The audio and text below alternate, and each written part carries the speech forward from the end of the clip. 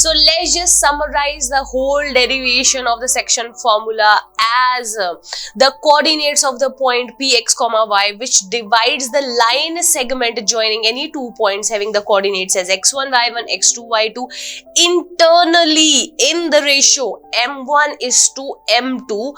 Then the coordinates of the point P are m1 x2 plus m2 x1 by m1 plus m2, m1 y2 plus m2 y1 divided by m1 plus of m2, and this is nothing but known as a section formula. So in a section formula, we are actually finding out the coordinates of any particular point P who's dividing a line segment joining the 2 particular points internally in the ratio m1 is to m2. So this is all about the section formula. So always remember, the coordinates of the point P should be of the type m1 x2 plus m2 x1 by m1 plus m2, m1 y2 plus m2 y1 divided by m1 plus m2. This is the internal intersection, as we have written over here, internally in the ratio m1 is to m2. Let's just talk about some of the special cases which lies under the section formula. So the special case is if the ratio in which P divides AB is K is to 1.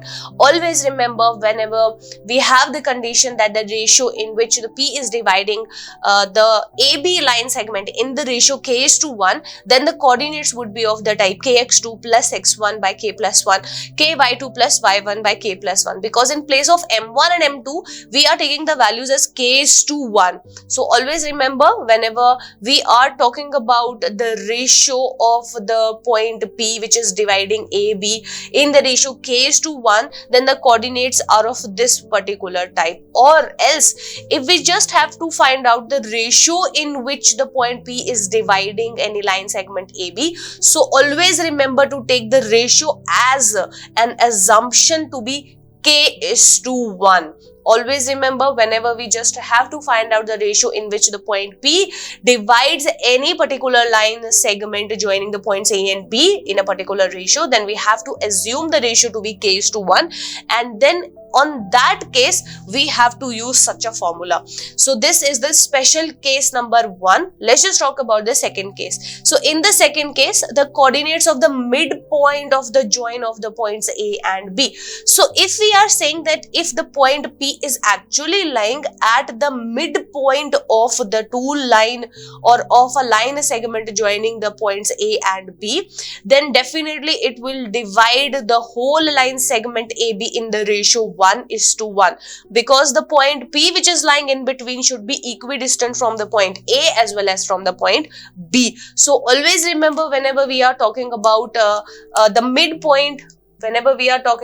midpoint, so let us suppose if I am talking about, we have A and B and there is a point P in between, and the point P is actually the midpoint of AB, then definitely divides A and B into the equal ratio, means 1 is to 1 ratio. So in that case we have to take M1 as 1 as well and M2 as 1 as well. So M1 and M2 if is 1 and 1, so we can plug in into the section formula, and then we will get the coordinates of the point P as nothing but x1 plus x2. Let us suppose if I am writing it over here that the coordinates of this as x1 y1 and this is nothing but x2 y2. So then in that particular case the coordinates of the point P is of the form x1 plus x2 by 2 and y1 plus y2 by 2. So this is nothing but the coordinates of the midpoint of the line segment joining the points A and B. So this is nothing but the special case under the section formula.